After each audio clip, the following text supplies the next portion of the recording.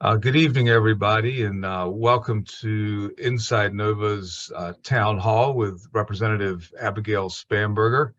Our reporter, Nolan Stout, is a stickler for starting on time, otherwise he'll tweet about us. So, Nolan, we're going to get this started right at 7 o'clock, I hope. We certainly appreciate everybody jumping on this evening. We know people are busy, and we certainly also appreciate Representative Spanberger's time. Just as the new Congress gets underway here in January. So thank you very much for being with us. This is the first of what we hope will be at least quarterly events that InsideNoVa plans to hold during the year with newsmakers from across our region. They are designed in part to be a thank you for your support of InsideNoVa, whether you support us financially through donations and contributions, through advertising, or just by subscribing to our email newsletters and following us online. We appreciate all of that support, and we would not be here without you. So thank you very much. We are delighted this evening to welcome Northern Virginia's newest congressional representative, Abigail Spanberger. As I think everybody knows, Representative Spanberger is starting her third term in Congress, representing the 7th District of Virginia.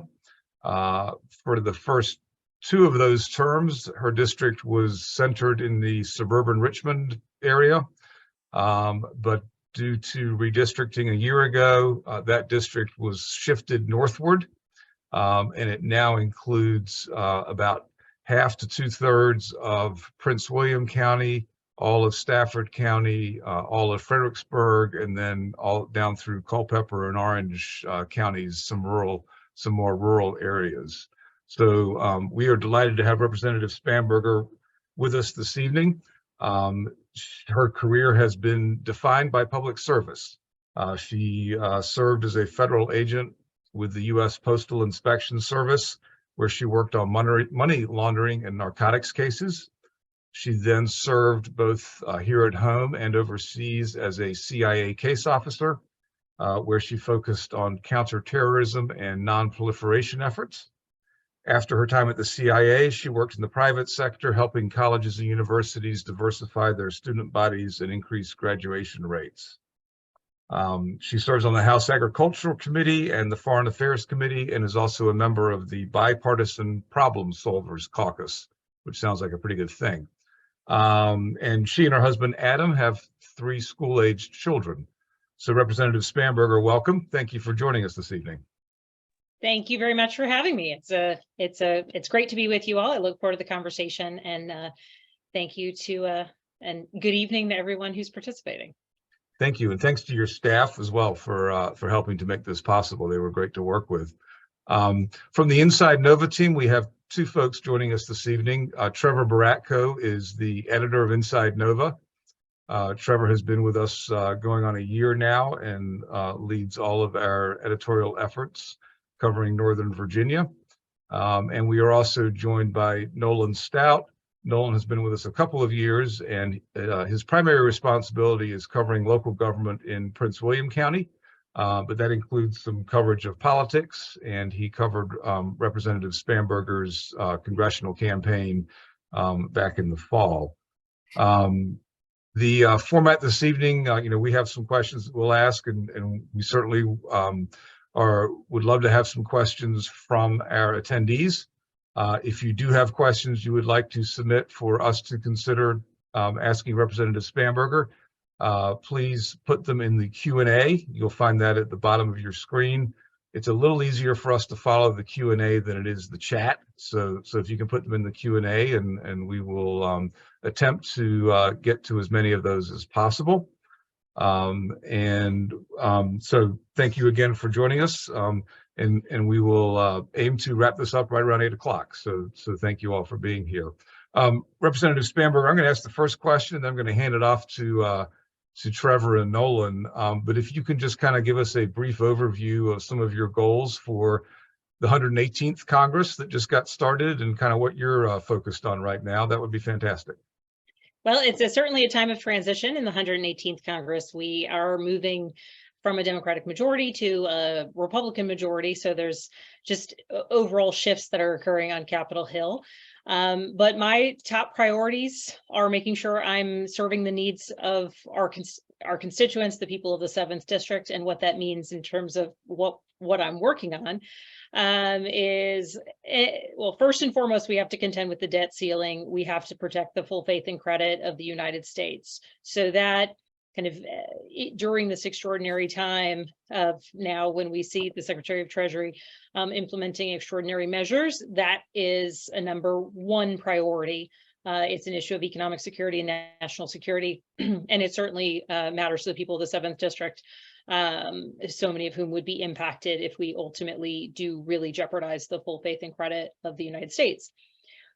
Moving beyond that relative emergency that we're contending with, my priorities are continuing to work to lower costs, be it prescription drugs, be it the cost of food at the grocery store, at the meat counter, and working to confront the ongoing challenges created by inflation. Across the district, I have heard from business owners, large and small, about the challenges that they face in finding a workforce, maintaining a workforce, and finding a workforce that's trained in the way they need them to be trained. So I work on a variety of pieces of legislation focused on workforce development, workforce training. And certainly immigration and immigration reform is an element of this larger conversation. 2023 is a farm bill year. Every 5 years in Congress, we pass a farm bill that reauthorizes our programs, funds our programs. And I am the only Virginian who serves on the Agriculture Committee. So this is, every conservation program, every farming program necessary for our farmers and producers, and every food security program that school kids and families and everyone else depends on. So that's an important priority this year. Also, with so many new communities within the 7th District, getting out and making sure that local folks, be they with nonprofits, be they small business owners, or be they local county or city or town officials, know how to get in touch with me or my office, know the sorts of resources that we can provide. And just today we were in Orange and Stafford and in Fredericksburg doing just that, meeting with community service boards, meeting with some counterparts over at Germanna Community College, and then meeting with the sheriff and some folks in the Stafford County Sheriff's Department. So continuing to make sure that I'm out and about and that my team is out and about are kind of part and parcel of how we hit the ground running in this 118th. Sounds busy. It's fun. Yeah. I think, Congresswoman, thanks again so much for joining us. As kind of you more and more familiarized yourself with this new district in Northern Virginia altogether, what were some of kind of your key takeaways when you were campaigning up in this way? And then kind of the second part of that question, I believe during the campaign, you mentioned that you kind of intend to move up in this region or close, more kind of define Northern Virginia. Have you done that yet? How is that transition going for you? So the exciting thing about redistricting, and I'm an eternal optimist. So, I worked for 4 years across the 10 counties that had been in the 7th District after redistricting. We had 11 localities. We added in a city. It's been exciting. It's been interesting to get to know kind of variations on similar themes, and certainly now representing so much of the I-95 corridor, while infrastructure and traffic has always been an issue across Virginia and in the 7th District, that specific kind of the tenor of that issue, of the need for infrastructure investments, for the need to really focus on infrastructure improvements, ensuring that federal dollars are flowing into Virginia and particularly into the 7th District. It was kind of an overdrive, not to necessarily use a transportation related pun, because, certainly while congestion is an issue in other parts of Virginia, it is nothing like it is on the I-95 corridor. I have done work related to housing affordability, and that's been a priority issue certainly in the past Congresses, but again, with the additions of particularly Prince William County and Stafford County and Fredericksburg City to the 7th District, the issue of housing affordability really takes on a kind of a different element when we're talking about population density and, really just very clear challenges as it relates to housing affordability. In terms of my potential Your housing.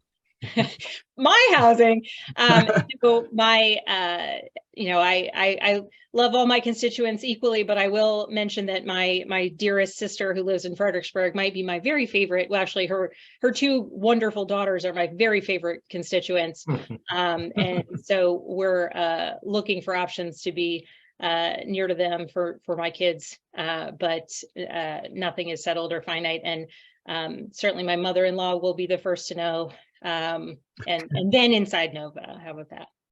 That's fair. Well, you mentioned kind of flowing federal dollars. I think that's a nice segue. Some will say they're flowing too much. Others will say they aren't flowing well enough. For the time being, and I know you hit on during your kind of opening remarks here, you hit on, of course, the federal debt showdown. What is kind of your prognosis right now for that? What do you want to see happen? What are you doing to make that happen? Lots of good questions, variations of an answer. What do I think may happen? I will say this, defaulting on our debt is absolutely an impossible possibility. Like, we cannot allow for that to happen. Notably, Senator McConnell, Republican leader in the Senate, has said it is absolutely, off the table as a possibility. It is untenable. So in the House, we have members on both sides of the aisle saying under no circumstances can the United States default. In the House, in the Senate, it is important to have voices on both sides of the aisle expressing this opinion. The unfortunate thing is that we know that on the House side, Speaker McCarthy, and frankly, some of those who at the last minute decided to support his bid for Speaker are the same folks who are either willing to risk a default or perhaps even want to get to that level of brinksmanship. The impact of defaulting on our nation's debt is so catastrophic from a national security and from an economic standpoint that I think it should not be even accepted as a possibility. And so the things that I am doing to try and ensure that it is not accepted as a possibility is one-on-one conversations with some of my counterparts who do not perceive it as big of a threat or who do not recognize the threat that it is. As set, as not only evidenced by the data, but certainly as expressed by everyone from Secretary Yellen to major financial institutions and business leaders, certainly across the United States. And in the introduction, Bruce mentioned my involvement in a group called Problem Solvers. Problem Solvers Coalition, it's half Democrats, half Republicans. Last Congress, we were 28 and 28. This year, we lost some folks in the election, some retirements, people who didn't return to Congress. So we'll be bringing new members in. We'll have our final numbers in a couple weeks, but we are engaging aggressively in a bipartisan manner. Republican Brian Fitzpatrick of Pennsylvania, who is the Republican co-chair of the Problem Solvers Caucus, has been very, very vocal in the press and out publicly about the catastrophic nature of a potential default. So we're working hard to try and be part of the solution to try and get us to essentially what needs to happen, which is an increase to the debt ceiling. But that is separate from and can be separate from calls for discussions related to our spending. I think that the kind of commitments that Speaker McCarthy made to just cut defense funding by $75 billion is absolutely irresponsible. I have long supported making sure that we have oversight over the dollars that we're spending, be it COVID dollars, be it defense dollars, but just summary reductions is not in our nation's best interest and not wise. And we shouldn't be holding the debt ceiling captive in order to have conversations about fiscal responsibility, long-term spending questions, and where it is that we're making investments. Certainly if we're looking at the potential cuts to DoD, there's 250,000 service members and DoD personnel across the Commonwealth of Virginia. If we're just making summary cuts, how does that impact the projects that they're working on? How does that impact the everything from the services that they may be getting to their day-to-day lives, and certainly for our service members overseas or families who have kids enrolled in DoD schools? I mean, the lack of planning that goes with summary cuts, I think, is irresponsible. But I'm always willing to have really thoughtful conversations about how we can either reduce spending or recognize places where we're making thoughtful investments. And I'll leave you with one more kind of element to this. The infrastructure bill that I was proud to support, and the Problem Solvers Caucus, actually, we were among the groups that began working on this bill early 2021. We had a summit at former Governor Hogan, Republican from Maryland, at his governor's mansion. Former Governor Northam was there. We had other governors, Democrats, Republicans, senators, Democrats, Republicans, and of course, House members, Problem Solvers Caucus. And we talked about what are the priorities that we have when it comes to infrastructure, broadband connectivity, roads and bridges, electrical grids. And we talked with the governors. What does it mean if we allocate these dollars or we put these restrictions on it? What are the regulations that stand in your way? What are the implementation challenges you may face? And from that became the framework that ultimately became the infrastructure bill. And what's really notable here is the infrastructure bill is a tremendous investment in our country, but it's a tremendous investment in infrastructure in a way where we are being far more proactive than we historically have been as a nation.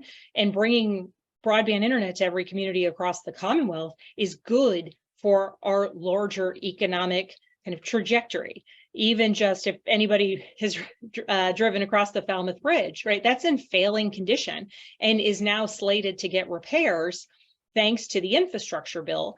But when I was out with looking at that bridge with the mayor of Fredericksburg and some Virginia Department of Transportation bridge engineers, I said, well, right now this bridge failing condition, it's going to get the repairs it needs. But what's the cost savings if that had all been kind of routine maintenance along the way? And they said, depending upon the bridge, depending upon the circumstances, 40 to 50% cost savings when you're doing the maintenance as opposed to the repair. And so making these investments, yes, in the repairs that need to be done, but also in some of the preventative maintenance, like that's a good way to spend your dollars. And certainly as a legislator, I think that's a good way to spend, our dollars investing in our own country and investing in our infrastructure that can be helpful to commerce, to transportation, and the overall health of our country's ability to grow. Just to interject a question here from one of our listeners.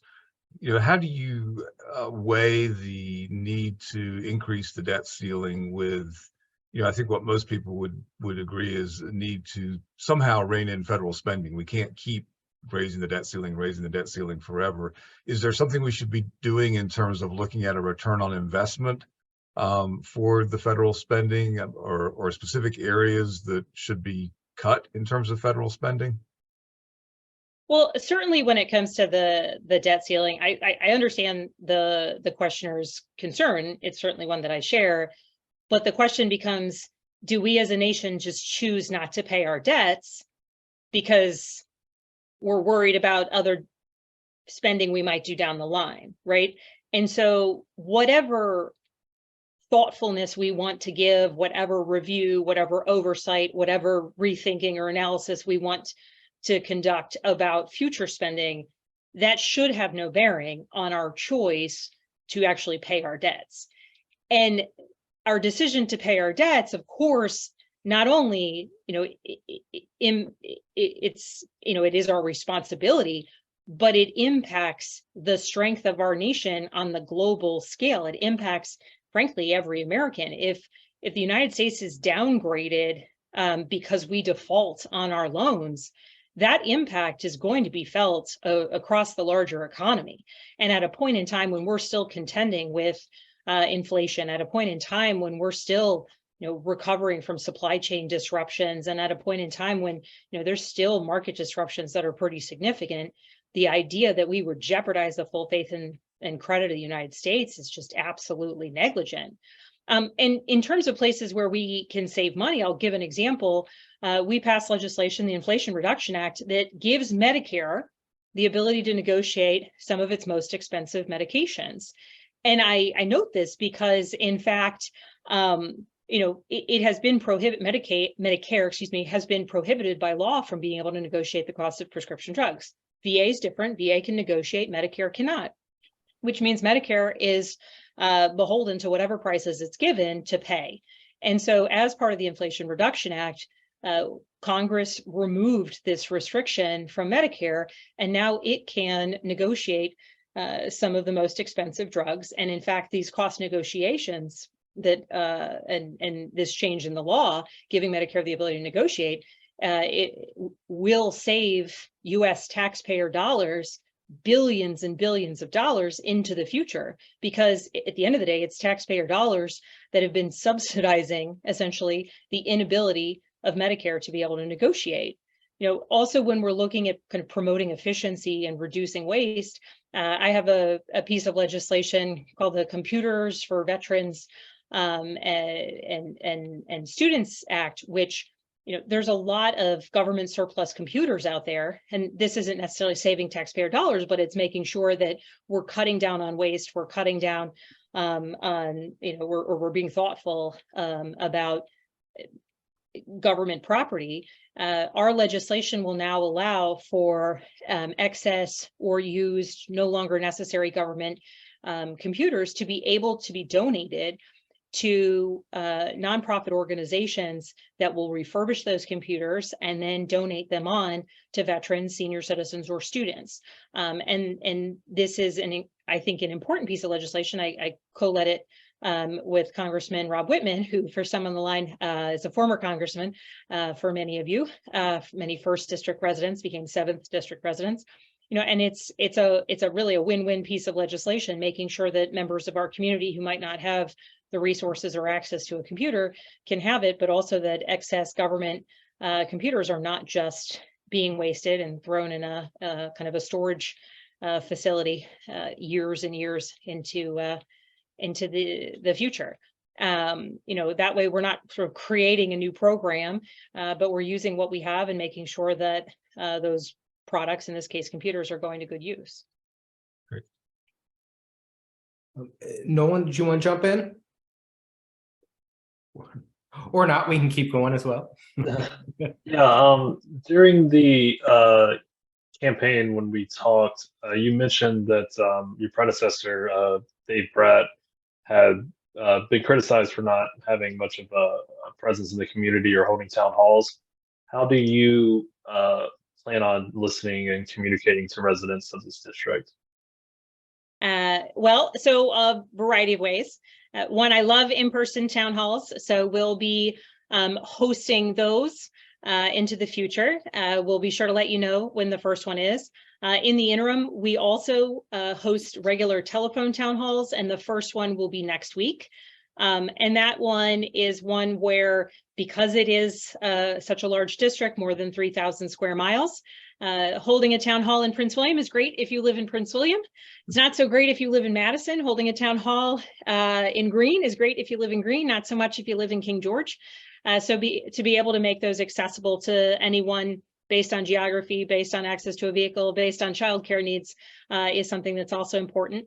And in fact, I had long been resistant to telephone town halls because I love looking constituents in the face and answering their questions directly.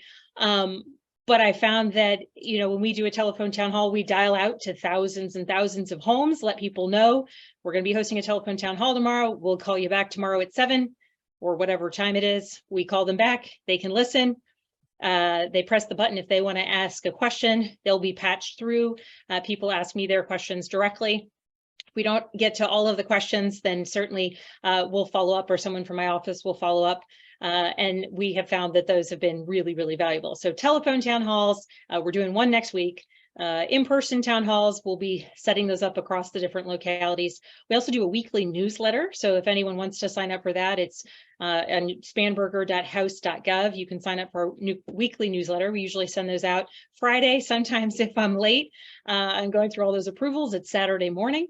But that's usually, we endeavor to make sure that that is a really important and valuable piece of information about what's happened on Capitol Hill or across the district.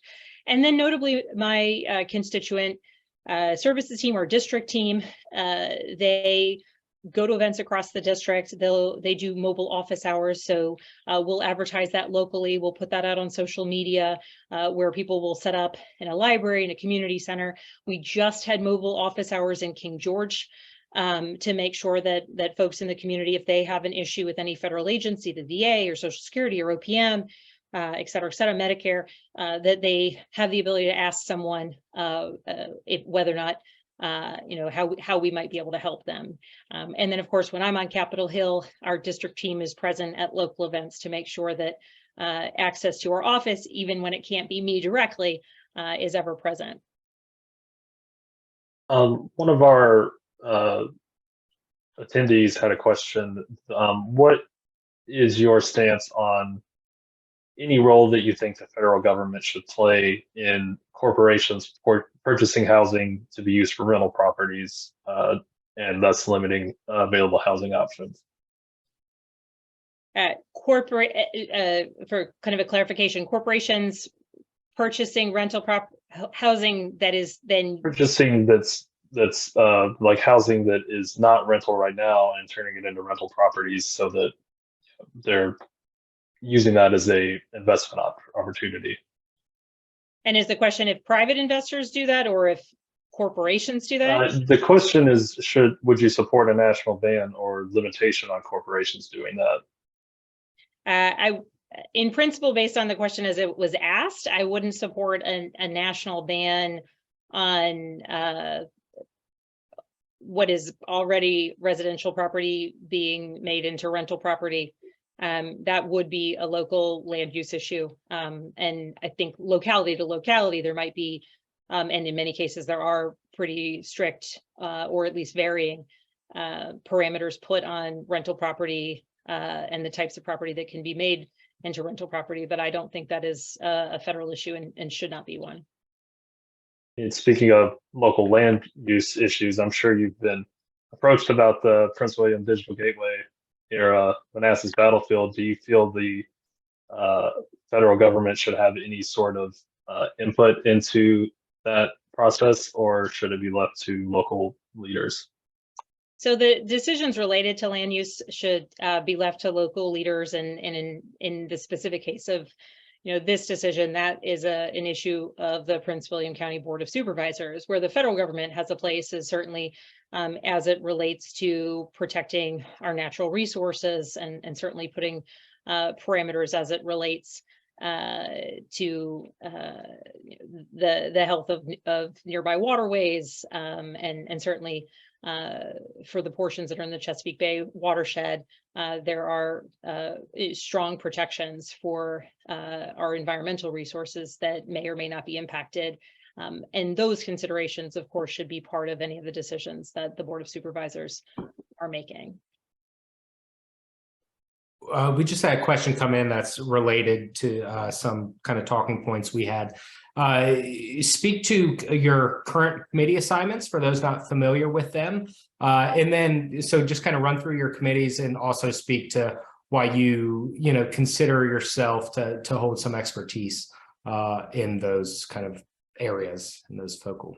Sure. So when I first went to Congress, I wanted to make sure that I could bring the expertise that I had before I got to Congress with me to Congress, but then also bring the voice of my constituents to Congress. So when I first arrived, I put in for 2 committees and I got them: Foreign Affairs and the Agriculture Committee. I have 0 expertise in agriculture. I kill my basil plant every year. I keep trying. One of these days I will be better. But the benefit of serving on the Agriculture Committee is the Agriculture Committee is a tremendous committee from a Virginia perspective. Agriculture is our #1 private industry, forestry is #3, #2 is tourism, and much of that relates to the health and strength of our natural resources. On that committee, I have chaired for the past 4 years, and this year I'll become the ranking member of the Conservation and Forestry Subcommittee. And so that's a place where I get to be out in our communities, talking about the issues, the conservation programs that matter to our rural communities, to our agricultural communities, to our watershed communities, about the conservation programs that have real impact on our local economies, in particular rural economies in Virginia, but that also have real benefits for protecting our natural resources and combating climate change.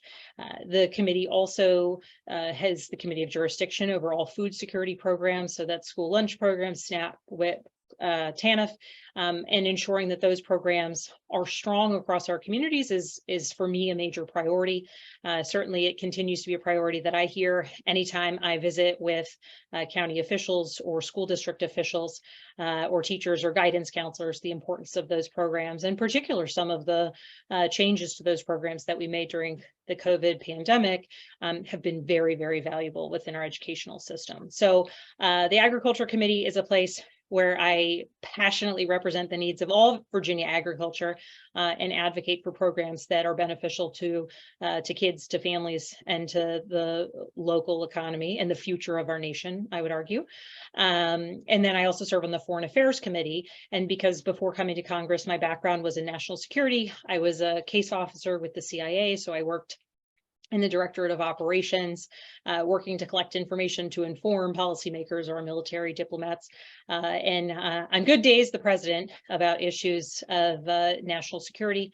And so being able to bring that skill set to Congress is I think been a positive resource. I have served overseas in my former life as a CIA officer. So bringing that skill set, that experience set has been helpful in that committee. Yeah, I intend to continue serving. I have, for those watching or listening, I have put in for a rotation to the House Intelligence Committee, which works hand in hand with the Foreign Affairs Committee. If I don't move on to that committee, I'll continue on the Foreign Affairs Committee. So in the national security space and then on the Ag Committee. Given your experience in national security and intelligence, what has kind of been your takeaway with the recent classified documents and potential mishandling from the president? It's a mess, is my very frank assessment. You know, I don't know how it is that anyone, and to kind of go back a minute, and I'm sure many of your viewers, many of your subscribers have worked in SCIFs, have worked in classified spaces, have handled classified documents. I used to handle classified documents every single day, and most of what I was writing was in and of itself always, you know, classified.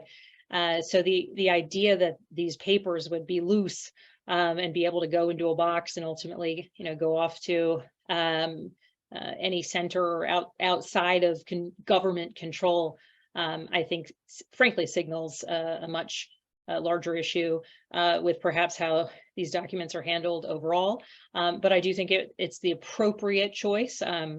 And I'll defer to the lawyers on this. I am not an attorney, but I do think it was the correct choice for the Attorney General to appoint a special counsel, because certainly understanding how this was able to happen, how it took, as it appears, a number of years for these documents to be found is important.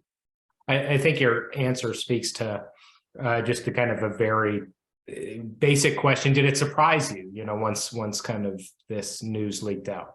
I mean, as somebody who has handled classified documents, and, you know, even now I'll routinely go to classified briefings. They give you a piece of paper, you hand the piece of paper back. If you took any notes, you turn it over to the person with the burn bag. It did surprise me. Certainly, whenever we have briefers come to Capitol Hill, they come with their lock bag, they hand out paper, they take it back, it goes back in the lock bag. And so, yes, functionally, it did surprise me in terms of how it was even possible to have happened. But now that we have seen it happen multiple times, of course, this circumstance with President Biden, also with former President Trump. While those circumstances are very different, one intentionally concealing the documents, another kind of happening upon them a couple years later. In any circumstance, there clearly needs to be protocols changed and a strengthening to the system of how these documents are maintained. To kind of like close out this train of thought, it sounds like you feel that the special counsel's appointment, you should see how that plays out. But to just ask, what do you think should be next? What should be the takeaway going forward after these two incidents? What matter of year, 16 months? So Trevor, I'm going to answer a slightly different question. What I hope that the special counsel investigation answers, so that then we can, I hope the special counsel investigation answers, why is it that these documents were out of classified control? At what point were they brought to the White House? Were they produced at the White House? How is it that these documents got put into presumably boxes with other documents and not back into the control of someone who was going to bring them back to a proper storage site, be it a SCIF or back to headquarters of whatever intel agency was providing the information. So I hope that the special investigator will determine certainly how it happened, which also will speak to intent, how it happened, who might have been culpable, how it happened. But then moving from there, I think there has to be serious conversations about how can we tighten up protocols so that this isn't happening again in the future, regardless of whether there, what sort of fault does or doesn't exist. Like, this should just not be possible, says the former CIA person. When I think you are, given your experience, certainly a member who would perhaps have better insight than others into this kind of unfolding drama. Well, I'm also the one, when we have the documentation here, my documentation is back. Well, I think anytime burn bag. Anytime we have a webinar and we get the phrase burn bag thrown out, I'm right. That's a success. So going back.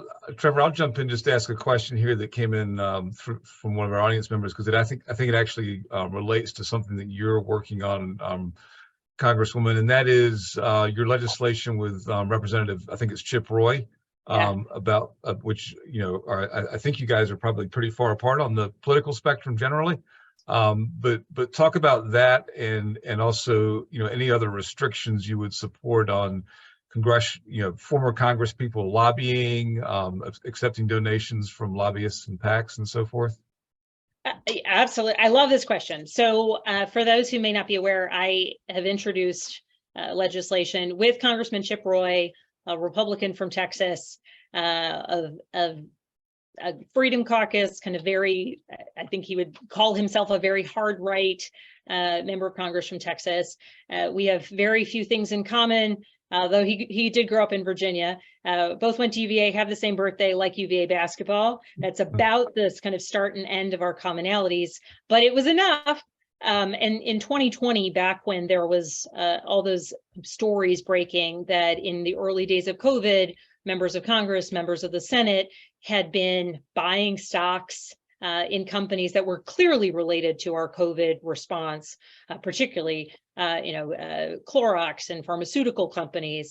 And then, fast forward after the invasion of Ukraine, members of Congress investing on the same days that we had classified briefings about the fact that the Russians were going to invade Ukraine. There were members of Congress buying stocks in various different defense contractors that ultimately have been important players in our response and in our support to our Ukrainian allies. And so back in 2020, when there was story after story breaking about this, Chip and I were talking on the House floor about how we just thought it was absolutely inappropriate, and whether there was whether it was intentional or not, the fact that any member of Congress would be attending a briefing about this pandemic happening on the other side of the world and what it might mean for us here at home, and then would leave, and rather than being concerned about the health and safety of their constituents, would be calling their stockbroker and saying, hey, I think we should buy some stock in this company or that company. Or as the pandemic was continuing, saying, let's buy some stock in Zoom because clearly this is going to, continue a while. It's improper. It doesn't pass the smell test. And frankly, at a point in time when the American people have such a low opinion of Congress, why would we not try to take a step where we're removing even the perception of impropriety? So our legislation is straightforward. If you're elected, when you're elected to Congress, if you're a member of Congress, you cannot buy or sell individual stocks.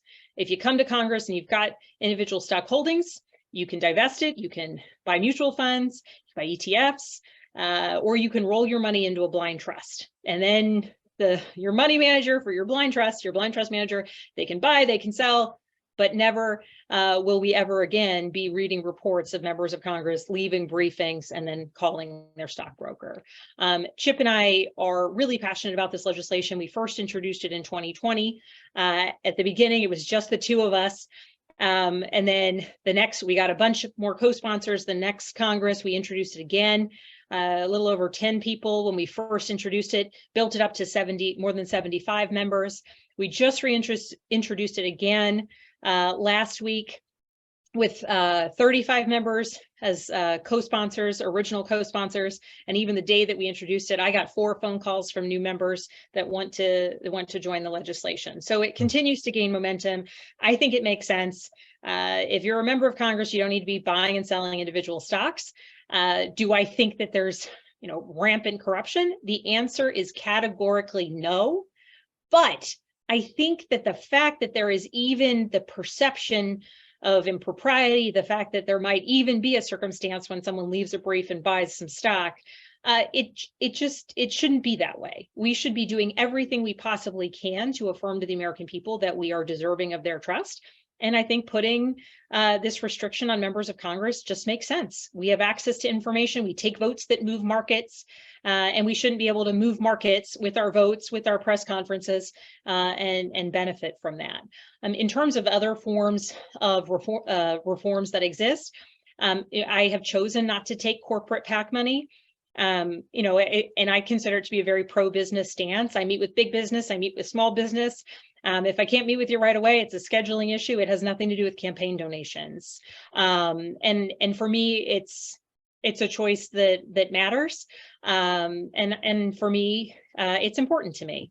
And I think that being able to tell my constituents, yep, I meet with large businesses, small businesses, medium-sized businesses, because they're employers in my district. I meet with them because they have information to share that is informational or valuable to my ability to represent my constituents. And I do it because that's what I'm supposed to do. And I want to make sure that any representative of those companies know that that meeting is because I'm doing my job and not because I expect them to donate to my campaign.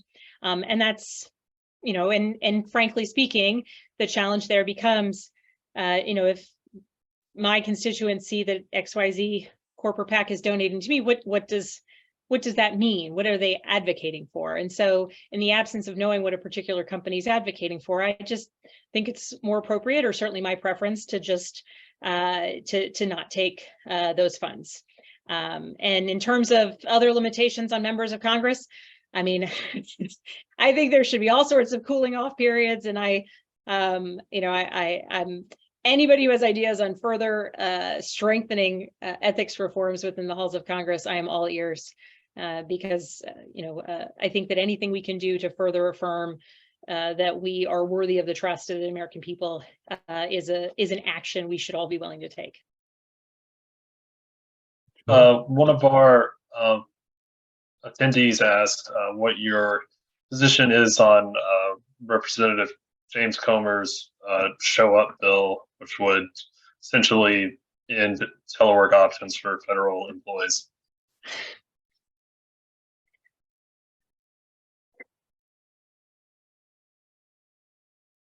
I'm sorry. I hope my reaction probably says it all. I think it's a ridiculous piece of legislation. I think it's ill-informed. I think it doesn't understand. I think it oversimplifies the federal workforce. I think it's an insult to the federal workforce. And I would ask him to tell me where are there issues where we have seen major challenges because federal employees who do their job in service to our country and in service to their communities, some days might do it from home versus their office. I think that we need to be strengthening and investing in the federal workforce. We need to understand the absolute value of a skilled career federal workforce that is working to protect and stabilize and strengthen our country. We also want to continue to attract top talent. And you look at, and different agencies do it differently, but, even, having had friends who work at the Patent and Trademark Office, that for years they have recognized, not to speak for them. So if but they, for years, as a Virginian, I have recognized that they have recognized that one of the ways they can keep talent is by giving them the flexibility to work from the place that they want to work. And if that's where they grew up, or that's another city or another town, if they are doing a quality work product and delivering what they need to deliver, then that's what is being asked of them. Certainly I think that we should recognize that teleworking can create certain challenges. I mean, my team on some days teleworks and people aren't face to face, right? So you got to pick up the phone or you got to get on Zoom. And ultimately, I think that his bill is just one more effort to try and target a federal workforce, to try and vilify a federal workforce, which is a former federal employee and the representative of many, many federal employees. I find it simplistic and insulting. If there are real issues of productivity, if there are real issues to contend with, that's a totally different story. I think we, again, should be, holding people to a high standard. But the fact that it's just one more attack on the federal workforce, not based on data, not based on metrics, not based on anything, is politics pure and simple. And on behalf of so many really dedicated public servants, I find it offensive. But for the record, we get the hunch that the questioner tends to agree with you.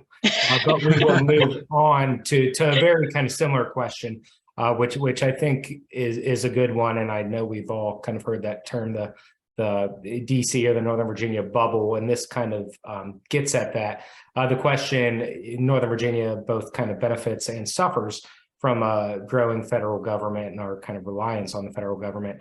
How do you view the need to, or do you see a need to distribute kind of the broad federal government to other regions and kind of share that benefit? And Nolan just took the question away from me. What was the second part of that, Nolan, if you see it, or maybe let's see here. But you can. It was about if that would potentially benefit continuity of government or allow more available talent by spreading out where the government is based. I think generally, do you see a benefit in kind of spreading the love, if you will? I think that's a complicated question. Certainly when USDA chose to move some of its staffing and resources outside of the Washington, D.C. area, they lost a lot of talent that wasn't willing to make that move with the department and with their offices. But at the same time, perhaps they picked up the ability to attract new people. I think this honestly gets back to the prior question, which is, can we also continue to attract employees and talent to the federal government through telework, and be that, potentially additional offices for federal agencies might open in various different places, and if people do want to move, they can move, and if they don't, they might be able to telework, or vice versa. Someone who's proven themselves at a particular agency, are they able to maybe move back home to the town where they grew up and telework? I don't think that there's a simple answer. Certainly there's challenges to work out, and I would defer to OPM to do all of the matrixing and the locality pay and all the rest. But the reality is that Washington, D.C. is the capital of the country, and the kind of central nervous system for the federal government does run through the region. And I think that that's something to be proud of. for the Virginia, DC, Maryland region. And certainly, I think where there is the ability to span or diversify locations, I think that would be an agency to agency decision. And in principle, one that I would support if it made sense for the mission of that agency. And I think we all knew this was going to go very quickly, just being scheduled for 1 hour. So we're kind of closing down here. We'll throw a softball, kind of rapid fire softball at you. And I asked this of pretty much any elected official of any stripe. Why are you a Democrat? Oh, I like this question. I'm a Democrat because I think our policies are intended to help people, are intended to build bridges and recognize that our communities are stronger when there are resources available to those who might need them. And I'm a Democrat because I think our policies do right by and for people, communities, infrastructure, national security, economy, et cetera, et cetera. I think President Biden's expected, I believe, in the weeks ahead to formally announce a re-election bid. Would you like to see any member of your party challenge him in a primary contest? In principle, no. I think I'm frankly proud of the work that we've been able to do these past 2 years, from the Infrastructure Investment and Jobs Act that I talked about before, bringing jobs to back home to the United States through the CHIPS Act. And I'm working hard to make sure those jobs come to Virginia. It's not only about jobs, but it's also about the resiliency of our supply chains and our own competitiveness, against and in line with other countries, but in particularly as it relates to the challenge that exists, with our competitiveness with China and with kind of regional issues at play with the production of semiconductors in Taiwan and in China. The Bipartisan Safer Communities Act, important gun violence prevention and mental health related resources legislation, the Inflation Reduction Act and the lowering of cost of prescription drugs and capping insulin at $35 a month for seniors on Medicare. The list goes on and on. I'm proud of much of what we've done. And so, ultimately, I'll defer to the president to make his decision about what he does and whether he wants to run for re-election. I think, but what I, would note is that whatever the president does in 2024, and my understanding is he will be announcing his re-election. There's lots of great candidates and potential folks in 2028 and, well, actually, let me get my math right. Yeah, 2028, 32, et cetera, et cetera. So, it's an exciting time in our country, and I'm proud of the work that I've been able to do in Congress. And I think that, ultimately, I'm grateful to the administration for really focusing and prioritizing bipartisanship as a way to actually get things done, because you need the votes in the House and the Senate. And I think the White House and the president has been good at that. I'm gonna, because you mentioned the word bipartisanship, I'm gonna hog the mic here. That's something clearly you tout, and we see a lot of these rankings, and kind of your office and administration will show these kind of bipartisanship rankings. Is there any fear that that could open you up for criticism from the left and from a primary challenge yourself, I guess I should say? At the end of the day, I am proud of the fact that I'm rated the most bipartisan member of the Virginia delegation, one of the most bipartisan members in Congress, by organizations that rate us based on the legislation we put forth, the legislation we get passed, the work that we do. At the end of the day, we work in a two-party system. There's a couple independents here and there, but by and large, Democrats and Republicans. And so if you want to get work done, you have to build a coalition. And if I think that the work that I'm doing is good, and I think the policy that I'm pursuing is good, I should be able to find people who might immediately disagree with me, just sort of based on they think, it's a Democratic idea and I'm a Republican, or, vice versa. But if I can get somebody who's not immediately inclined to agree with me, or if I can say, hey, listen, this is something I'm working on, how would you change it? What would you do? What would bring you to the table on this? And as has been the case in some of the legislation I've worked on, it's clarifying language. It's fully defining something, you know, and Growing Climate Solutions Act, it's a piece of bipartisan legislation that I worked on that I was proud to finally move to the president's desk. And, you know, on the initial vote in the Senate, it passed with more than 90 senators voting for it, because sometimes marrying up agriculture and our efforts to protect our natural resources and fight climate change, sometimes, you know, people might care about it because of the ag angle, people might care about it because of the climate change or fighting climate change angle. Whatever brings you to the table, you're at the table. And so I'm proud of my record of bipartisanship. It's how you get things done. And, you know, on that one, I've brought Democrats, Republicans, farmers, conservation groups, environmental groups, and in Fortune 500 companies to the table to get that legislation passed. And they all agreed on it. They all supported it. And so, you know, in our system, our bipartisan system or our two-party system, that's how you get stuff done. I am who I am. I believe in what I believe in. I'm not ever going to kind of compromise my principles or you know, the freedoms or the principles of others. But if I've got a good idea, then it's on me to try and sell it. And, you know, the fact that I can sell an idea to somebody like Chip Roy where we disagree on so much, you know, that's that one thing. I had a reporter ask me, like, do you think it's a problem you're working with Chip Roy on this? He's so far to the right.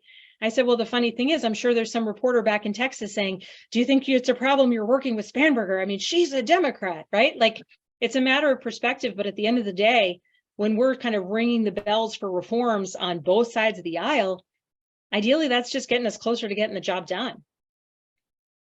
Right. I'll jump in here because you know, you've won 3 elections in essentially a 50-50 toss-up type district. Because of that and your sort of reputation for bipartisanship, you've been mentioned as a candidate for possibly, you know, governor, senator, if Senator Warner or Senator Kane decided to retire. Any interest in higher office? I love the job I have right now, and I'm working hard at the job that I have now. I love serving people. I love the job of representing people, and I intend to do that for a while into the future. Okay. I think and we haven't really discussed this, but there are, and thank you so much for all the attendees for submitting these questions. I think potentially we can kind of try to send these over to your office and potentially get those answered and then post them online as well. And again, with it being an hour, we knew we weren't possibly going to be able to get to everything. So apologies to the attendees whose questions weren't answered. Bruce, I'll let you take it away here. Sure. No, thank you, Trevor. And Congresswoman, is there anything we didn't ask that you wish we had? Any sort of final thoughts before we close out? I just want to say thank you to you all for the conversation. Thank you for giving me the opportunity to speak to your subscribers. Thank you for the job that you do in local journalism. I think it's incredibly important, and I appreciate that.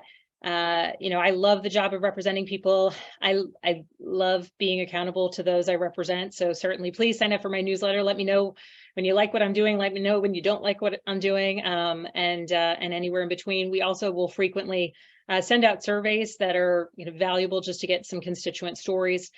We do small business visits. So if there's a place in our district that you think I should visit, please let us know. And certainly if there's questions that we didn't get to, please be in touch with us. I'm happy to answer those questions. I love the job of representing people. I love trying to get legislation across the finish line. You know, there are certain elements of kind of principle and people that you know, I will always stand up for what I believe is right and the rights of people to be who they are, and you know, try to work every day to try and make our economy stronger, our community stronger, and help people bit by bit. So, or leaps and bounds at times. So thank you so much. And just a reminder, if you have any issues with a federal agency, Medicare, Social Security, the VA, OPM, the list goes on and on, we stand ready to help you with constituent services. So please do let people know that that's something that we can help with. Spanberger.house.gov is our website. Great. Well, thank you, Congresswoman Spanberger, for being with us this evening. Trevor and Nolan, thank you guys for participating, and thank you all for staying with us for an hour and listening in. We appreciate it. We appreciate your reading and support of InsideNoVa as well. And Congresswoman, I'm sure we'll be talking to you down the road. So good luck in Congress, and everybody have a great evening. Thank you all for being here. Thank you. Good night. Thank you, everyone.